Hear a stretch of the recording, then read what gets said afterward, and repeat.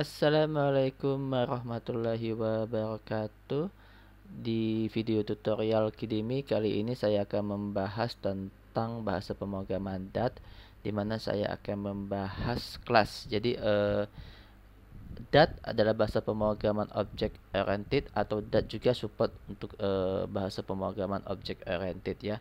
Dimana yang kita ketahui nanti di OOP itu adalah semua dianggap sebagai objek ya, yang dimana nanti memiliki atribut, lalu nanti di dalamnya ada metode. Atribut adalah sebagai identity atau identitas dari sebuah objek-objek tersebut ya, yang membedakan objek-objek tersebut. Lalu lalu metode itu adalah aksinya yang bisa dilakukan oleh objek tersebut ya. Jadi di dalam object oriented programming seperti itu ya, semua dianggap sebagai objek. Nah, nanti konsep-konsep tentang OOP, object oriented programming, itu juga bisa kita buat di dalam bahasa pemrograman DAT, seperti inheritance, nantinya constructor, nanti dan overloading dan sebagainya. Nanti kita coba lihat step by step di video-video yang akan datang.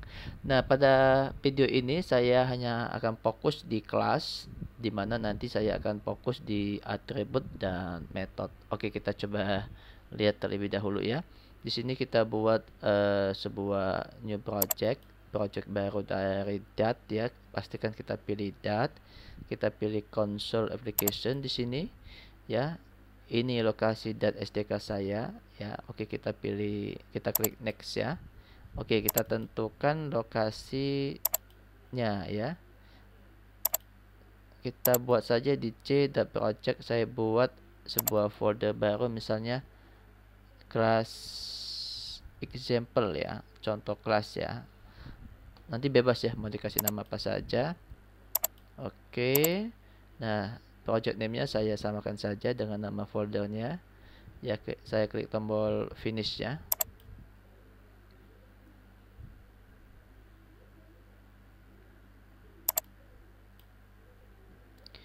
Oke, kita coba, kita tutup saja yang ini ya. Nah, saya akan ke folder bin ya. Di sini ya. Oke. Di sini kita sudah punya method main ya. Method main ini adalah prosedur utama, di mana nanti setiap kita menjalankan aplikasi DAT, nanti di dalam method main inilah yang akan dikerjakan terlebih dahulu ya, yang akan dijalankan pertama kali ya. Oke, sekarang kita coba ya. Nah, di sini saya akan buat sebuah kelas ya. Nah, seperti misalnya saya akan buat kelas student misalnya ya. Oke, siswa ya, kelas siswa, dimana kalau kita ketahui kan siswa itu memiliki ID-nya, memiliki name, memiliki atribut-atribut lainnya ya, seperti itu ya. Jadi kita buatkan atributnya, misalnya untuk ID saya buat dia string, tipe datanya ya. Lalu untuk nama juga saya buat string juga ya. Lalu misalnya level ya, saya buat string juga seperti ini ya. Dan masih banyak ya, misalnya kita tambahkan misalnya address ya, phone number misalnya, seperti itu ya. Ya, seperti ini. Jadi tipe data nanti bebas ya, mau apa saja ya. Ada integer, int, nanti ada string, ada boolean dan sebagainya ya. Oke. Di sini saya menggunakan tipe data string semua ya. Nah, nanti bebas untuk yang lainnya. Misalnya saya buat apa ya, misalnya untuk integer saya buat misalnya IPK saja lah ya, IPK. Oke. Nah, seperti ini ya. Atau saya buat double saja untuk IPK ya, karena IPK kan sering bilangan pecahan ya, misalnya 3.59 ya, 4 atau 2,50 seperti itu ya. Nah, oke. Jadi biasanya ya, metode yang dimiliki oleh mahasiswa itu misalnya seperti ini, mengerjakan. Jadi metode itu kalau atribut itu melambangkan adalah identity dari sebuah kelas ya. Jadi yang membedakan antar objek satu dengan objek yang lain itu adalah di atributnya. Nanti walaupun nanti dari sebuah kelas kita mengenerate menjadi banyak objek, tetapi nanti yang membedakan objek satu dengan objek yang lainnya itu yaitu di atributnya. Sama seperti mahasiswa kan, yang membedakan antara mahasiswa satu dengan mahasiswa yang satunya lagi itu ya di nama nantinya ya, di ID-nya, di alamatnya seperti itu ya. Nah, sekarang kita coba membuatkan metodenya. Nah, kalau metodenya itu nanti melambangkan actionnya yang bisa dilakukan oleh mahasiswa tersebut ya. Misalnya dia mengerjakan tugas, dia mengerjakan ujian misalnya seperti itu, atau dia nanti mendapatkan nilai seperti itu ya. Baik itu nilai ujian, nilai tugas seperti itu ya. Oke, kita coba. Misalnya nanti metode itu sendiri ada dua ya. Ini sudah saya bahas di video tutorial sebelumnya. Yang pertama itu adalah prosedur, yang kedua adalah function ya. Dimana kalau prosedur itu dia tidak bisa mengembalikan nilai ya, dia hanya melakukan eksekusi saja di situ. Sedangkan nanti function itu dia selain melakukan eksekusi dia juga bisa mengembalikan nilai ya. Seperti itu. Jadi dia bisa memberikan nilai terhadap variabel yang memanggil prosedur tersebut. Jadi kalau yang memanggil function tersebut ya. Jadi kalau prosedur dia hanya bisa dipanggil dan melakukan eksekusi, sedangkan function dia bisa dipanggil dan akan memberikan nilai setelahnya itu ya. Oke. Kita coba misalnya kita akan membuat prosedur do task misalnya ya. Nah, seperti ini. Ya. Atau do exam ya. Misalnya seperti ini. Ini. Ya, nanti bisa juga nanti dia akan mendapatkan nilai ya, mendapatkan nilai. Jadi misalnya apa ya? Oh nih. Misalnya total aja nih saya buat ya.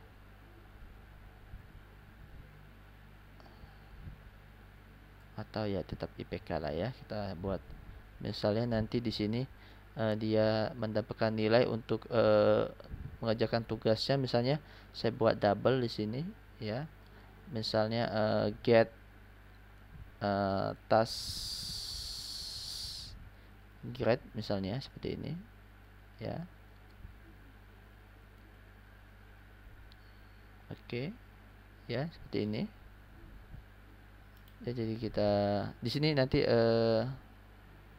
di sini dia memberitahu kalau kita tidak punya return statement ya, karena di sini adalah ini adalah contoh penerapan function ya, tapi nggak apa-apa, nanti kita akan coba buatkan return statement. Jadi di sini kita mendapatkan warning ya dari editor kita ya. Oke, kita coba lagi ya, double get exam grade ya. Nah, jadi ini adalah contoh metode prosedur ya. Prosedur di sini ya, contoh. Dan ini juga prosedur ya.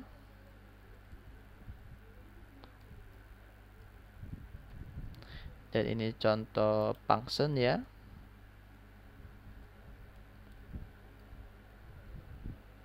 Ini contoh function.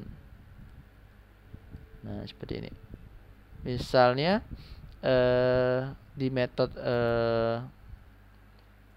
metode prosedur ini do tasking ini, misalnya saya akan cuma melakukan cetak saja misalnya. Misalnya namanya adalah name ya. Is doing tasking ya, a task misalnya. nanti terserah namanya mau siapa saja ya. Andi sedang mengerjakan sebuah tugas misalnya ya, seperti itu. Di sini saya akan menggunakan print juga. Ini hanya sekedar contoh, tapi nanti isinya bebas mau apa saja ya. Nah, di sini saya buat name is doing exam misalnya. Seperti ini. Nah, nanti nilainya ya. Nilainya misalnya return misalnya dia dapat 100 misalnya. Di sini ya. Di sini nanti return dia dapat 80 misalnya 80,5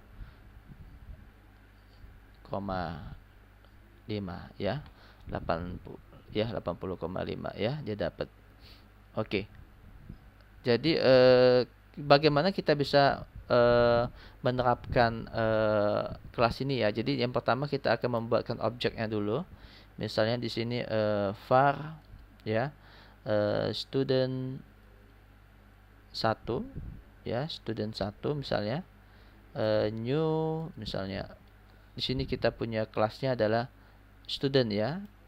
Student ya. Jadi new student seperti ini. Nah, di sini kita ada warning ya. Jadi di sini kita kalau kita lihat ada garis-garis ini adalah warning ya, seperti tadi ya, ada warning ketika saya tambahkan return, warning sudah hilang ya. Begitu juga di sini kita dapatkan warning unnecessary new keyword ya. Jadi sebetulnya ini gaya penulisan dat lama ya, menggunakan keyword new seperti ini ya. Untuk sekarang dat sudah menghilangkan ya, sudah bisa dibuang maksudnya kata-kata new ini ya. Jadi dia lebih menyarankan kita tidak menggunakan keyword new seperti itu ya. Tetapi waktu kita belajar dat versi lama itu ya, kita masih menggunakan kata new untuk membentuk kelas ya. Oke, kita coba ya.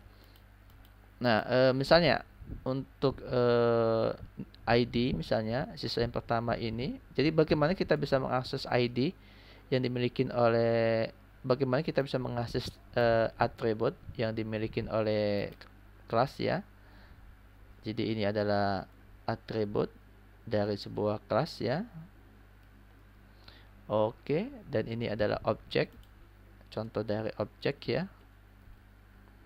Seperti ini. Jadi kita bisa membuat banyak objek dari sebuah kelas ya. Nah, jadi objek yang pertama namanya student 1, ID-nya saya kasih misalnya 2002 11.001 ya. Seperti ini. Nah, ini kita dapat warning juga ya. Jadi dia lebih merekomendasikan kalau kita menggunakan tanda kutip single seperti ini ya. Oke, nanti di sini student name ya, misalnya namanya adalah D3 Octavian ya. Di sini kita jangan lupa semikolon ya. Lalu nanti levelnya misalnya student 1 ya, misalnya level ini contohnya misalnya, atau ini saya ganti semester saja ya, semester. Oke ya, kita ganti ini semester. Nah, di sini saya buat semester 5 misalnya ya. Oke.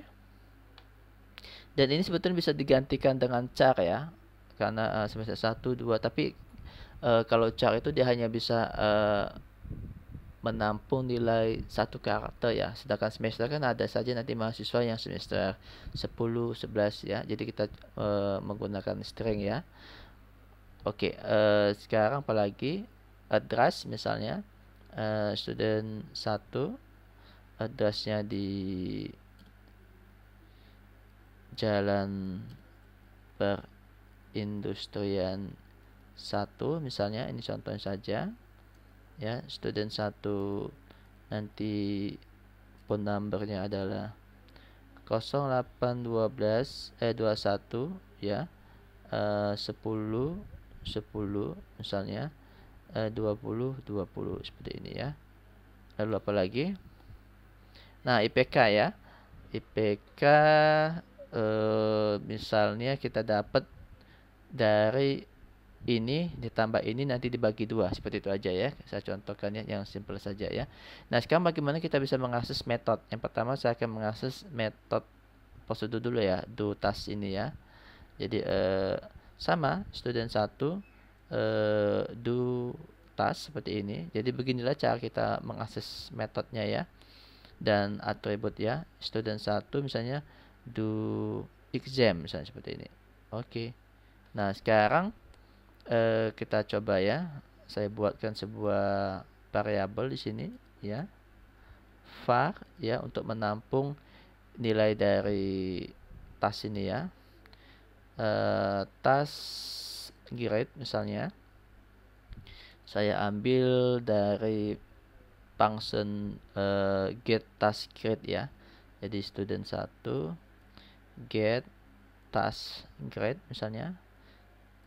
Di sini task exam grade misalnya saya ambil dari student 1 get exam grade. Nah, sekarang kita akan coba hitung IPK-nya ya. Student 1 ya. IPK ya. Di sini task grade ditambah exam grade. Ini contohnya saja ya, contoh simpelnya ya. Untuk menghitung IPK ya. Oke. Nah, seperti ini bisa saya bagi 2 saja ya. Oke. Nah, ini nanti akan diletakkan dalam sebuah variabel ya, var misalnya IPK. Nah, seperti ini. Ya, jadi IPK yang ada di sini sama IPK yang ada di sini berbeda ya. Ini adalah variabelnya kelas ya. Sedangkan ini adalah variabelnya metode ini ya. Jadi variabelnya kelas ini biasanya dia bisa diakses ya dia dari metode-metode yang lain, sedangkan variabel dari sebuah metode itu dia sifatnya lokal ya, hanya bisa dikenal di metode itu sendiri. Seperti ini, IPK ini dia sifatnya lokal ya, hanya dikenal di metode main ini saja ya. Sedangkan atributnya atau variabel kelas itu dia bisa diakses di metode lain dalam kelas tersebut ya. Oke, sekarang kita coba ya, kita coba cetak nilai IPK-nya ya dengan perintah print ya. Jadi student 1 name ya. Oke. Jadi untuk penulisan seperti ini ya. Student 1 titik name ya. Di sini oke. Tanda 2 ya. Misalnya sorry.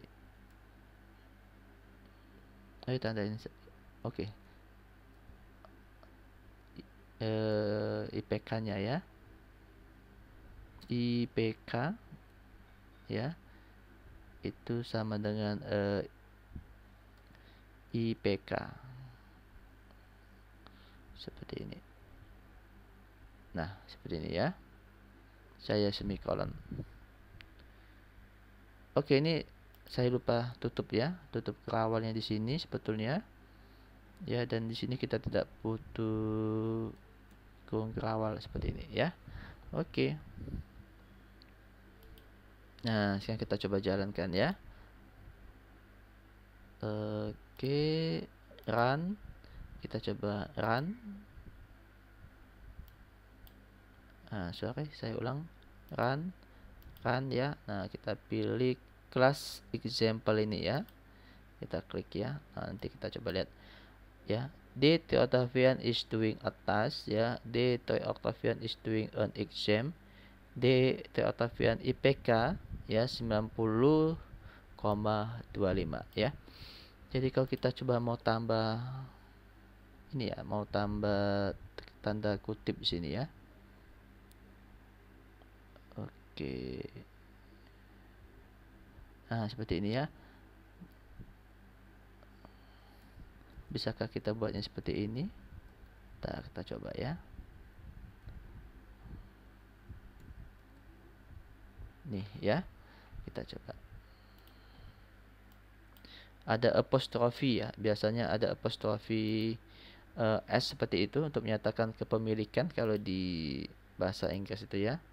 IPK-nya Dede's book, misalnya bukunya Dede ya. Ini IPK-nya DT Octavian yaitu 90.25. Jadi kalau seperti ini kita bisa menggunakan tanda kutip ganda ya untuk kasus seperti ini ya, karena di sini kita gunakan apostrofi ya, tunggal seperti itu ya, tanda kutip tunggal seperti ini ya. Nah, inilah penerapan dari kelas ya. Jadi kita bisa membentuk banyak objek ya. Misalnya saya akan bentuk objek yang kedua dari kelas yang sama ya, misalnya student 2 ya, student. Nah, seperti ini. Jadi tinggal saya duplikasi aja datanya ya, yang membeda, sehingga antar objek satu dengan objek yang kedua itu nanti berbeda ya. Seperti ini. Saya duplikasi. Nah, tinggal di sini saya ganti aja student 2, ID-nya 2 misalnya ya. Student 2 nanti namanya misalnya Juni ya. Fitriani misalnya. Semesternya sama ya. Addressnya misalnya ini Jalan Merdeka ya. Ini jangan lupa untuk student 2 ya, dan ini nomor teleponnya 12 misalnya 90 10 80 20 seperti itu ya. Lalu nah, ini task grade untuk student 1 ya, kita buat seperti ini saja ya. Oke, IPK-nya juga ya. Oke, seperti ini. Nanti ini IPK 1 juga. Nah, ini task grade student 2 ya, 2. Ini 2. Ini 2. Ini 2 ya. Oke. Nah, ini nanti IPK 2. Ini student 2. Ini task grade 2. Ini exam grade 2. Nah, seperti ini. Ini IPK 2 ya. Jadi kalau tandanya merah itu berarti salah. Tapi kalau tandanya kuning seperti kuning itu warning ya. Seperti itu ya. Oke, kita coba jalankan ya. Nah, jadi saya bisa membuat